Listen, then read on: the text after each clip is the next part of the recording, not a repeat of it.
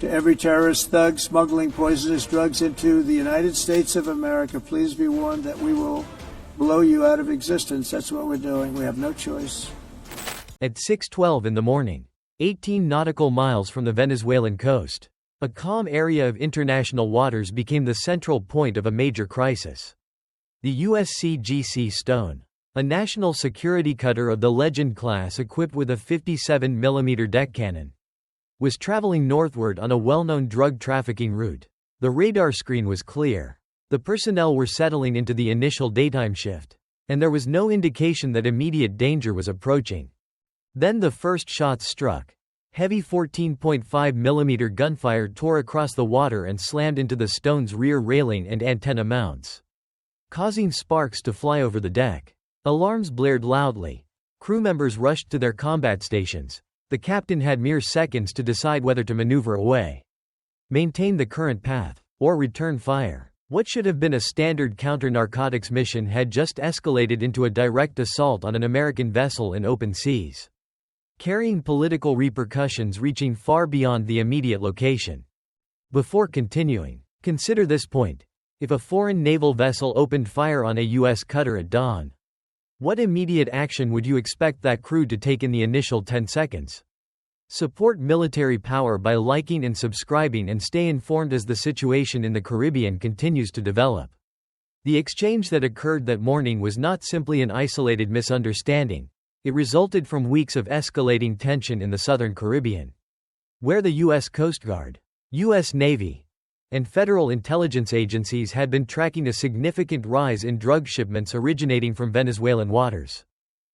Every cutter stationed there had received warnings that the area was becoming volatile, and the USCGC Stone found itself positioned directly along one of the busiest smuggling pathways in the whole hemisphere. The Stone was operating lawfully, staying outside the 12 nautical mile limit that defines Venezuela's territorial sea under international law. Those nautical limits are critical. Outside that boundary, a Coast Guard cutter is fully entitled to patrol, interdict suspicious craft, and conduct counter-narcotics enforcement based on long-established agreements with regional partners. This is precisely what the Stone was engaged in during the hours preceding the first shot, systematically observing surface contacts along a route that transports tons of cocaine northward annually. That morning, one particular vessel caught their attention. A small craft moving north with its ice transponder disabled was weaving irregularly against the current. Crews on cutters frequently detect unlit contacts, but this one behaved like a smuggler attempting to conceal a meeting or shadow larger traffic for cover. The Stone's sensors monitored its speed changes, the peculiar drifting motions, and its failure to transmit identification. The cutter slightly altered its path to maintain observation, but the broader scenario surrounding them was rapidly changing. Days prior, U.S. officials had publicly cautioned that several drug boats leaving Venezuelan harbors appeared to be operating with cartel backing. Washington characterized the issue as a law enforcement matter. Caracas aggressively countered, accusing the United States of encroaching on its sovereign coastal zone and militarizing counter-narcotics patrols. The Venezuelan government alleges the incident took place within its economic exclusion zone, essentially on its maritime territory. This tension wasn't secondary, it influenced every decision being made on the water. Therefore, when a Venezuelan patrol vessel appeared on radar and unexpectedly closed in on the Stone, the watch team reacted with serious concern. Initial assumptions were cautious, perhaps an inspection attempt, or maybe a navigational error. However, standard maritime protocol mandates certain actions: radio communications, identification signals, a predictable route of approach. The Venezuelan boat provided none of these. It approached rapidly at an increasingly tight angle, as though trying to surround the Stone or test its reaction. The Stone's bridge crew began executing established procedures. The helm maintained a steady speed. Fire control remained inactive but ready. Communications monitored every frequency for a radio call that never materialized. The crew had been trained for tense inspections and unpredictable behavior from foreign vessels. But what happened next went far beyond any predefined scenario. Without any warning, a burst of 14.5 mm fire exploded over the water and ripped into the Stone's stern section. It is vital to understand the implication. A 14.5 mm projectile is not a verbal message. It is not a mere warning shot. It is an anti-material weapon originally designed to pierce armor plating, disable engines, and tear through reinforced mounts. Militaries utilize it to destroy equipment, not to convey intention. When those rounds strike steel, sailors do not need to guess the shooter's meaning. The intention is already unambiguous. The crew responded instantly. Impact alarm sounded. Flight deck personnel immediately took cover. Gunners' mates rushed to their weapon stations. On the bridge, the commanding officer immediately grasped the gravity of the situation. A foreign government vessel had just fired live ammunition at a U.S. cutter operating in international waters. It was a boundary that few nations ever dared to cross, and it had just been breached by a patrol boat barely the size of the Stone's flight deck. In that critical moment, the delicate balance between diplomacy and defense completely collapsed. The Stone could not assume the shooting would cease. It could not assume the attackers were fully aware of their actions. It could not assume the next burst would miss the bridge or the engine room. A decision was needed immediately. And the reality was straightforward. Once the first round was fired, the Stone had only one valid response remaining. The first volley of incoming fire left no ambiguity regarding hostile intent. And the crew of the USCGC Stone performed with the high level of discipline that only results from extensive training. The moment the rounds hit the stern rail, the bridge transitioned from routine watchstanding to a full defensive posture. The commanding officer authorized the action that every cutter's rule book permits but seldom requires. Return fire to safeguard the ship and its personnel. Within mere seconds, the Stone's fire control system activated, electro-optical sensors stabilized, targeting data filled the display, automated tracking locked onto the hostile vessel's outline as it skipped erratically across the waves. The cutter's primary weapon, the Mk 110 57mm deck gun, rotated smoothly on its mounting. Unlike the primitive, manually aimed 14.5mm gun that had just attacked the Stone, the 57mm system is engineered for precise accuracy. It integrates radar tracking, optical confirmation, and a stabilized fire control computer capable of keeping rounds on target even in turbulent seas. That morning, the water was calm, giving a clear advantage to the American crew. At the weapons console, the gunner's mate confirmed the target lock. The hostile vessel was close enough for its wake to be visible through the EO camera, yet still distant enough for the Stone to retain tactical maneuver space for reaction. The commanding officer gave the order, and the cutter's bow erupted in a sharp, controlled flash. The first burst of 57mm fire cut across the water in a tight, deliberate formation. These were not mere warning shots. They were not intended solely to intimidate. They were fired precisely as the Coast Guard's rules of engagement mandate, aimed to disable the threat while keeping collateral damage to an absolute minimum. The rounds struck just ahead of the Venezuelan vessel's engine bay, forcing the patrol boat to veer slightly as shrapnel scattered across its deck.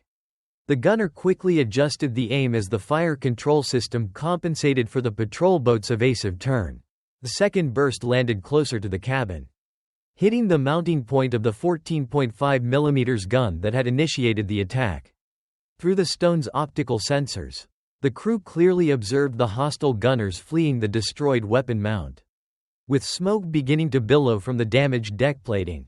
Despite receiving these hits, the Venezuelan boat did not immediately retreat. It tried to close the distance again, a perilous maneuver that placed it directly in the path of the cutter's line of fire.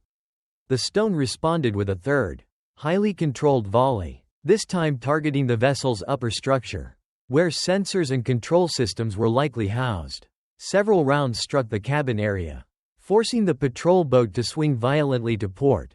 A plume of dark smoke rose as another internal component failed. At no point did the Stone's crew violate their rules of engagement. Every burst was carefully measured, every impact assessed in real time. The objective was not to sink the Venezuelan vessel, but to prevent it from continuing an armed assault.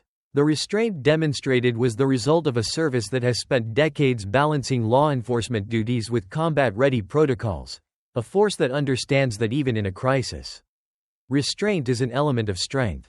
The Venezuelan patrol boat finally began to lose its ability to maneuver. with smoke trailing from the cabin and debris scattered across its upper decks. The vessel slowed down, hesitated, and then turned south, angling back towards the territorial waters from which it had come.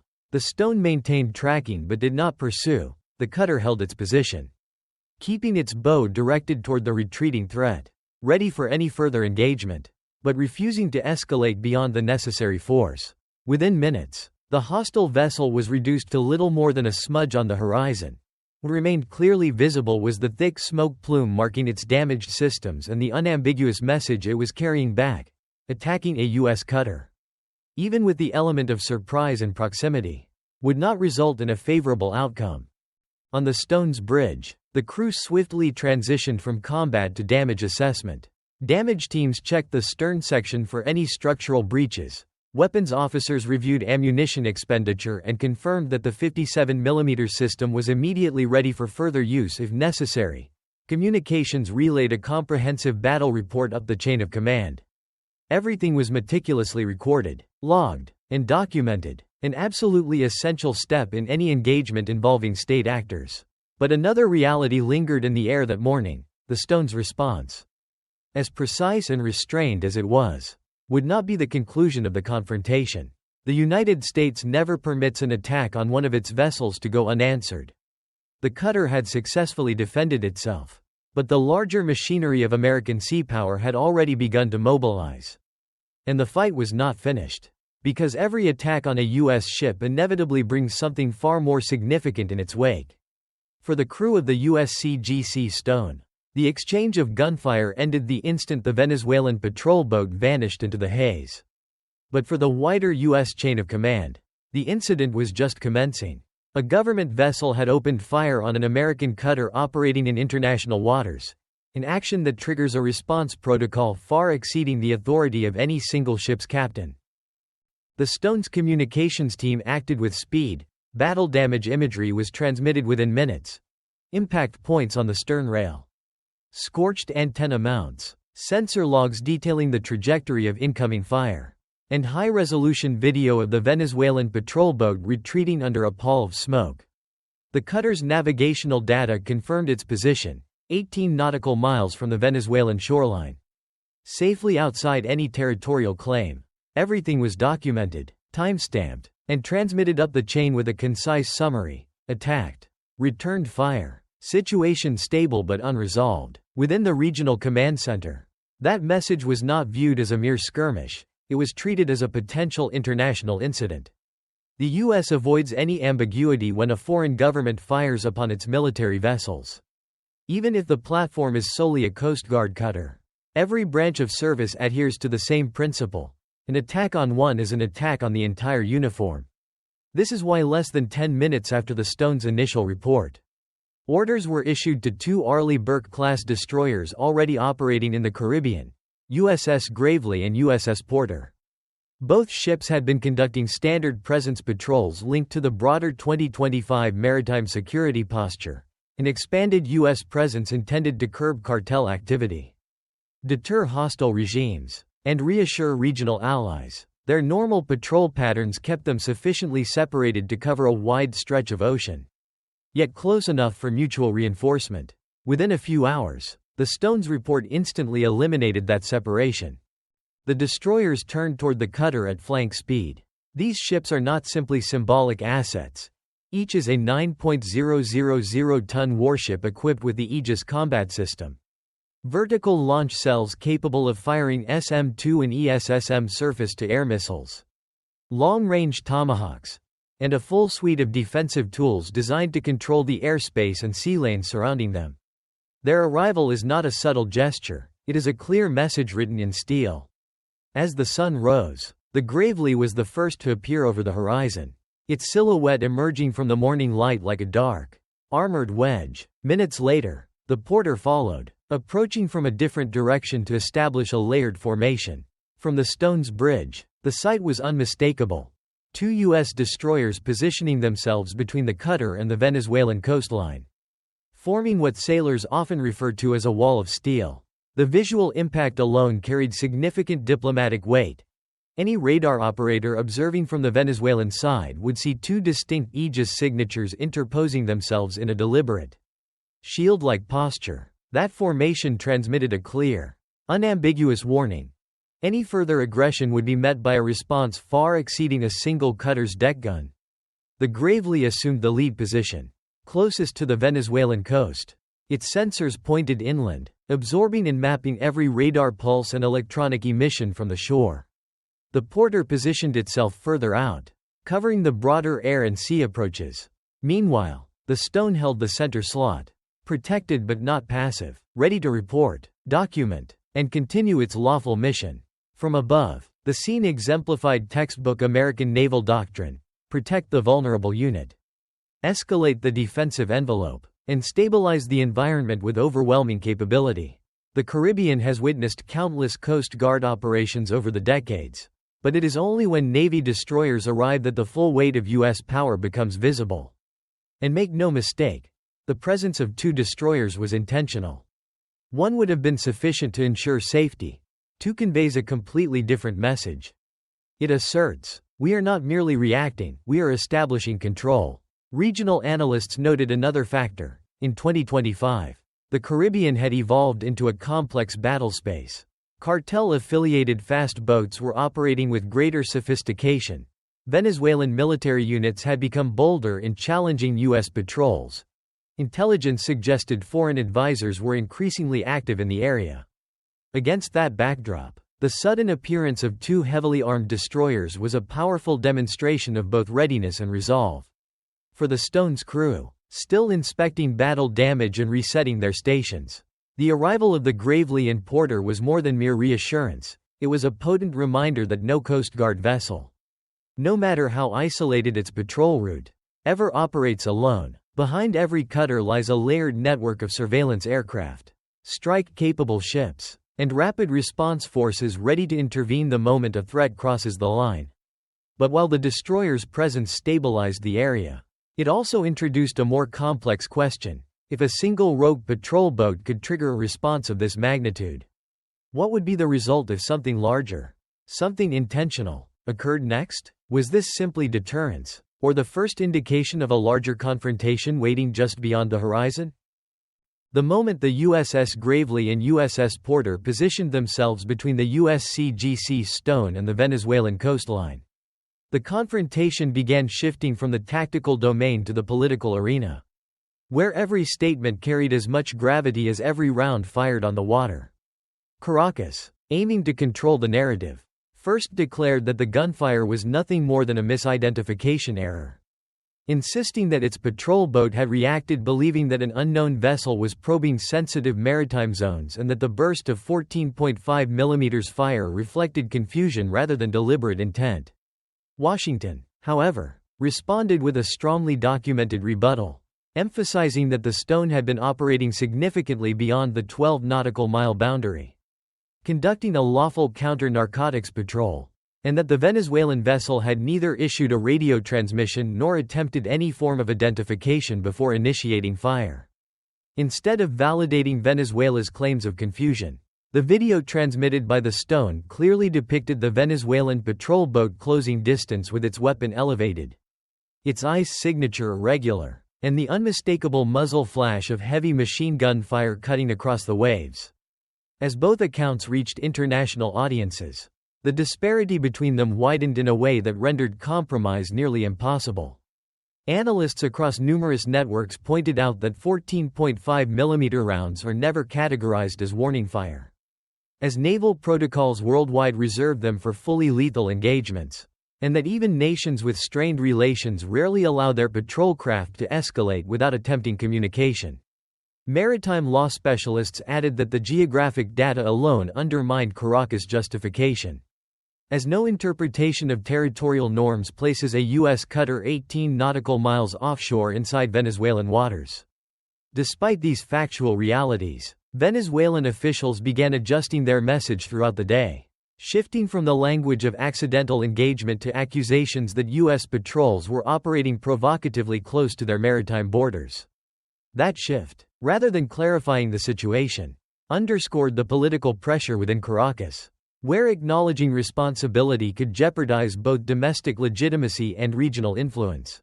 Meanwhile, American officials maintained a single stance, that the attack was unprovoked, illegal, and potentially connected to broader patterns of cartel-aligned activity in the region. This collision of narratives generated an information battleground extending far beyond diplomatic communiques.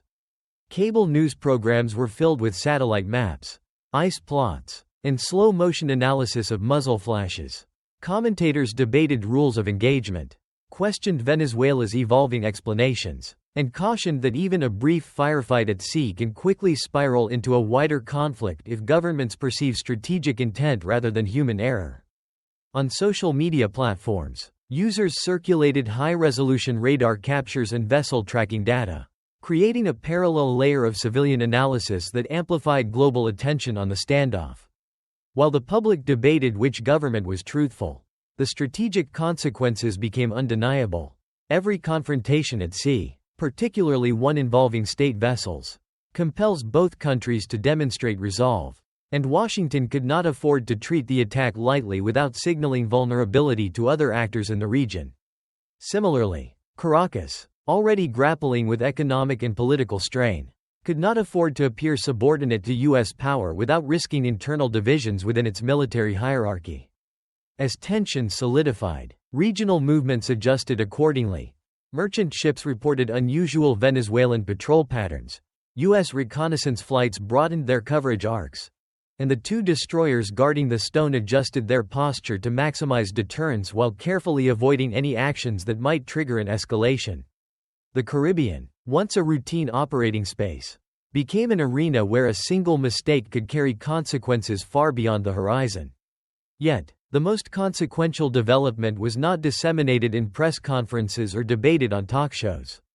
Because the real turning point emerged from within Venezuela's own command structure, where information leaked that fundamentally challenged the government's official narrative. The order to fire had not originated from the officer Caracas claimed to defend, and the identity of the true decision-maker would completely alter the entire situation. In the hours following the firefight, the political fallout within Venezuela rapidly intensified, especially once the patrol boat's captain was quietly detained, an action that contradicted the government's claim of misidentification and exposed deeper divisions within its naval chain of command.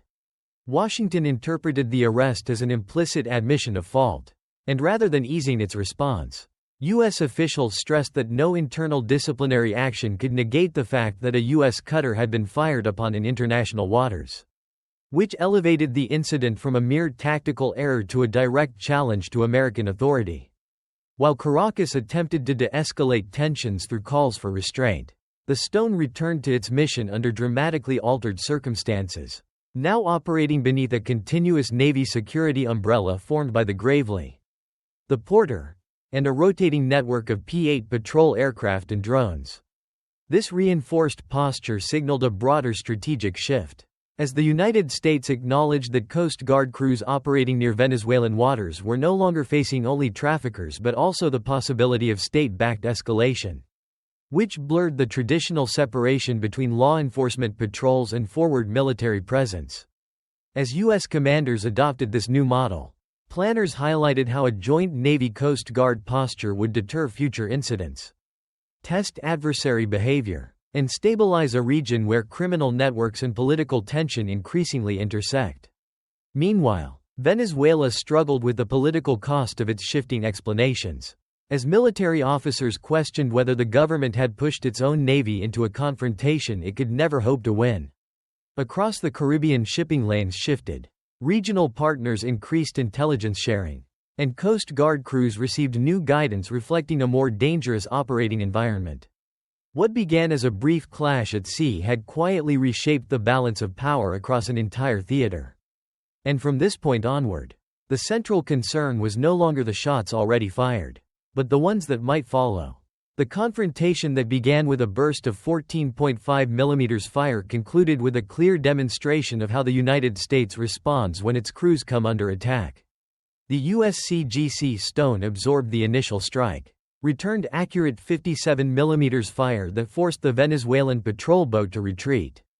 and held its position until 2 U.S. destroyers arrived to draw a firm line across the Caribbean. By the time Caracas shifted its narrative and detained its own captain, the strategic picture was already established. The United States would not tolerate ambiguity, and the region understood exactly who controlled the sea. This incident reinforced a simple truth that often goes unnoticed. America's strength is derived not only from advanced ships or powerful weaponry, but from the discipline of its crews, the speed of its command decisions, and the unmatched reach of its naval forces. The United States does not seek confrontation in the Caribbean, yet it will never withdraw when its vessels are targeted. Moving forward, tensions will remain elevated as Venezuela tests boundaries. Cartels exploit uncertainty, and regional actors adjust their posture. But U.S. presence will continue to anchor stability across these waters. America's strength protects every lane, every ship, and every crew. If you desire more analyses of real frontline confrontations like this one,